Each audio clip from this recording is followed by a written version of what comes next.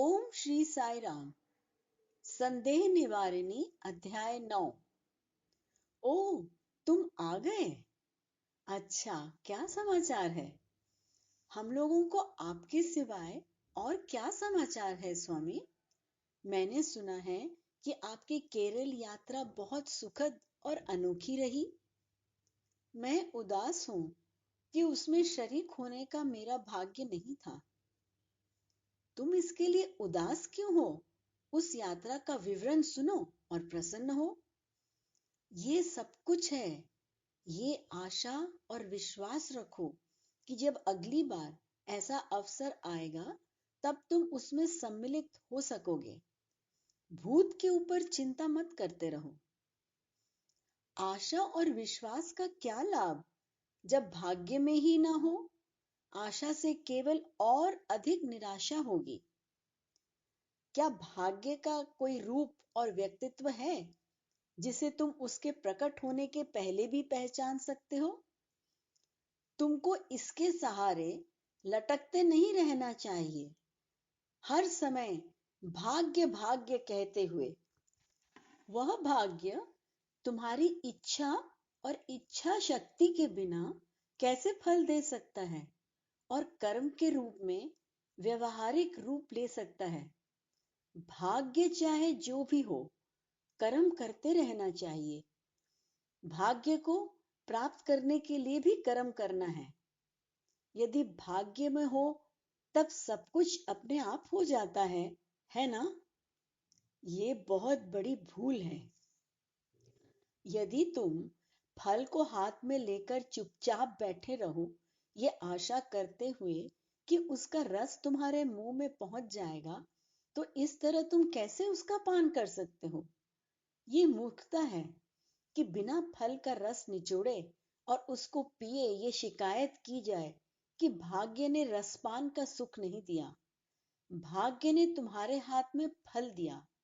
केवल कर्म द्वारा उसका आनंद लिया जा सकता है। कर्म कर्तव्य है, भाग्य उसका फल है। बिना कर्म फल प्राप्त नहीं हो सकता। अतः स्वामी, हम लोगों को सारा भार भाग्य पर छोड़कर हाथ मोड़कर नहीं बैठना चाहिए, है ना? सुनो, तुम अपनी शक्ति का कभी भी कम अंदाजा मत लगाओ। उस शक्ति के अनुसार कर्म में लग जाओ। बाकी के लिए जी भर कर भाग्य के विषय में बात करते रहो। भाग्य पर भरोसा करके कर्म से मुख मोड़ना गलत है। यदि तुम ऐसा करोगे तब भाग्य भी तुम्हारे हाथ से निकल जाएगा। चाहे वह कोई भी हो, उसे कर्म में अपने को लगाना ही चाहिए। हाँ हाँ स्वामी, गीता में भी अर्जुन में से कहा गया था, मैं भी कर्म करता हूं। यदि मैं कर्म को छोड़ दूं तब ये जगत नहीं चल सकता। और इस कारण यदि तुम कर्म से हट जाते हो तब फल कैसे प्राप्त कर सकते हो? मुझे अब विश्वास हो गया है कि कर्म पुरुष लक्षण है, पुरुषों का प्रमाणक चिन्ह, और स्त्रियों का भी। ये प्रकृति लक्षण है। सभी प्राणी, पुरुष, स्त्री, वृक्ष या जानवर, कीड़े मकोड़े, सबको कर्म करना है। इस जगत में सभी इसी कानून से बंधे हैं। इस बंधन से कोई छुटकारा नहीं। कर्म प्रकृति की विशिष्टता है। इसको पुरुष लक्षण मत कहो। केवल परमात्मा ही पुरुष है। सभी प्रकृति शक्ति है, स्त्री जाति की। याद रखो, तुम सभी लोग पुरुष नहीं हो। किंतु स्वामी, कुदरत में ये भेद तो है। ये कहना कैसे सत्य है कि सभी स्त्री जाति के हैं? स्वाभाविक तर्क के अनुसार तुम ऐसा सोच सकते हो, किंतु सच्चाई ये नहीं है। ये सब धर्म निरपेक्ष अनुभव है, सामयिक, अस्थायी। ये सब बुनियादी सत्य नहीं है। ये केवल नाटक में भाग लेने जैसा है, मात्र छद्म वेश। कुछ नाटकों में पुरुष स्त्री का अभिनय करते हैं कभी कभी नारियां नाटक में पुरुष का अभिनय करती हैं। क्या इसलिए वे पुरुष हैं?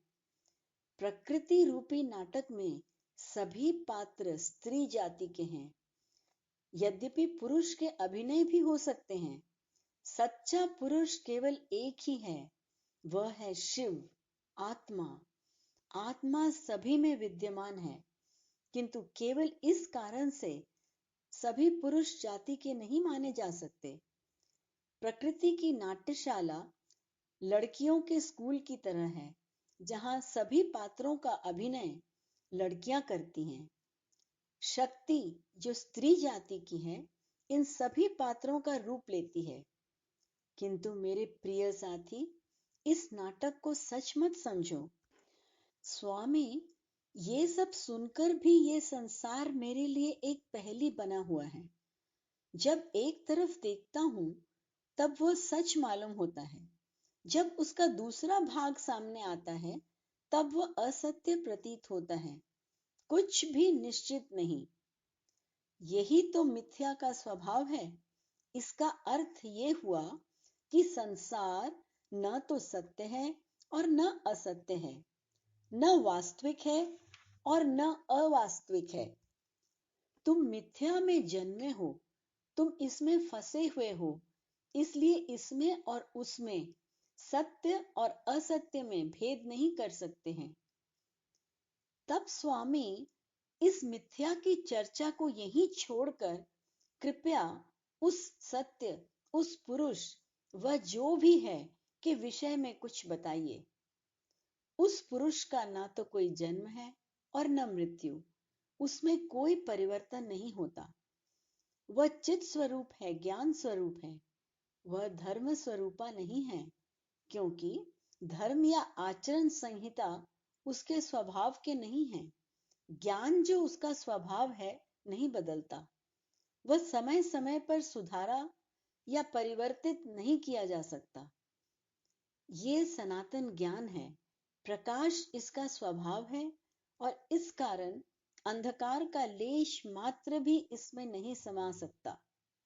जिस प्रकार को सूर्य आलोकित करता है, उससे जिस संसार को सूर्य आलोकित करता है, उससे वह प्रकाश नहीं लेता। संसार चाहे हो या ना हो, वह वैभव फेंकेगा। वह पुरुष स्वयं ज्योतिर्मय है। वह सर्वदा ज्ञान का अभिप्राय है। वह सभी वृत्तियों या चेतनाओं का जानकार है। वह अपरिणामी है, अपरिवर्तनशील है तथा विकास रहित है। चित्त परिणामी है, ये बदलता है और विकसित होता है। पुरुष स्वयं संवेदन है। वह आशंका या असमझ द्वारा प्रकाशित नहीं होता। कोई भी कार्य या व्यापार उस पर असर नहीं डाल सकता है। प्रकाश पुंज अप्रकट उसका स्वभाव है। मिट्टी में बीज वृक्ष के रूप में विकसित होता है। वृक्ष बीज का प्रकट रूप है।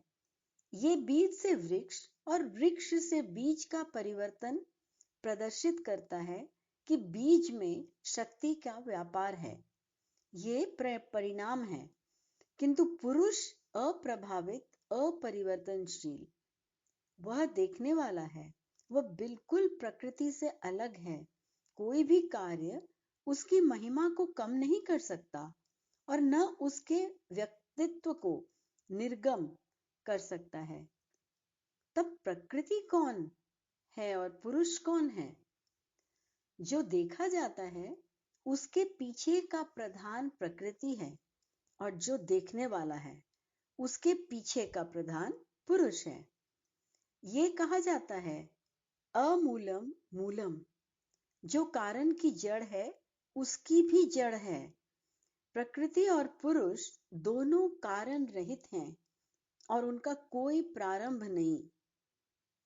तब ये संसार भी प्रारंभ रहित होना चाहिए, है ना स्वामी? ये दोनों के संयोग से उत्पन्न हुआ है।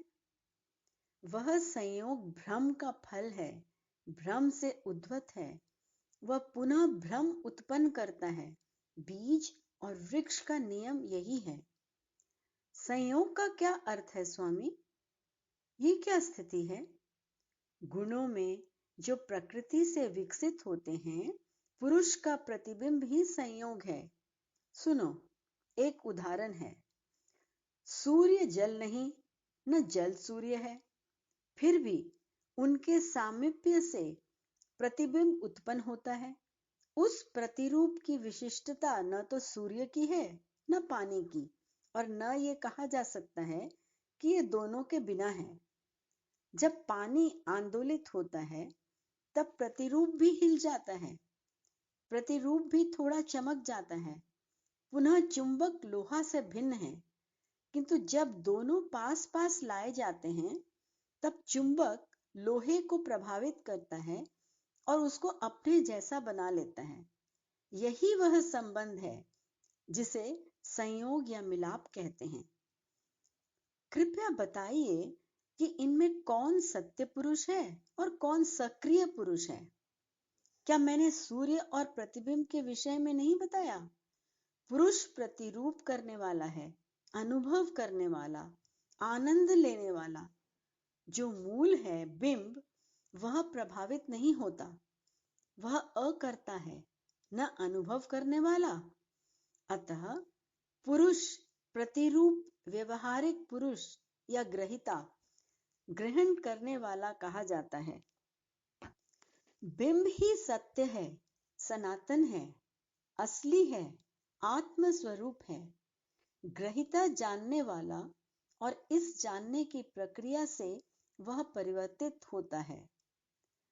ठीक है स्वामी, अद्भुत। ये सब जानने के लिए किसी को कितनी पुस्तकों का अध्ययन करना पड़ता है, और तब भी उसके अर्थ को पकड़ना कितना कठिन है। मैं अब जान गया हूं कि पुरुष संसार में नहीं है और ये सब कुछ एक नाटक है। परमात्मा ही केवल एक पुरुष है। प्रकृति में हर पदार्थ उसको प्राप्त करने का प्रयत्न कर रहा है। शायद इसी को शिव शक्ति कहते हैं। अच्छा, तुम सही हो। इसे जीव ब्रह्म संयोग भी कहते हैं। इस संयोग के लिए सभी को प्रयत्न करना चाहिए। जीव अकेले नहीं रह सकता, अतः हर जीवित प्राणी को मोक्ष साधना करनी ही पड़ेगी।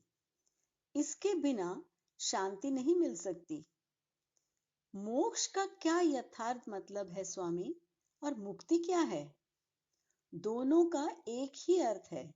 जो मानस के भार से दबा है, वह जीवी है। जब मानस और नाम तथा रूप जो वह गढ़ता है मिटा दिए जाते हैं, तब जीवी को मोक्ष प्राप्त होता है। तब उसका ब्रह्म से एकीकरण हो जाता है। वही मुक्ति या मोक्ष है। जब गंगा या गोदावरी समुद्र पहुंच जाती है, तब उनका अलग नाम, रूप, स्वाद और उसी की शोभा प्राप्त कर लेते हैं।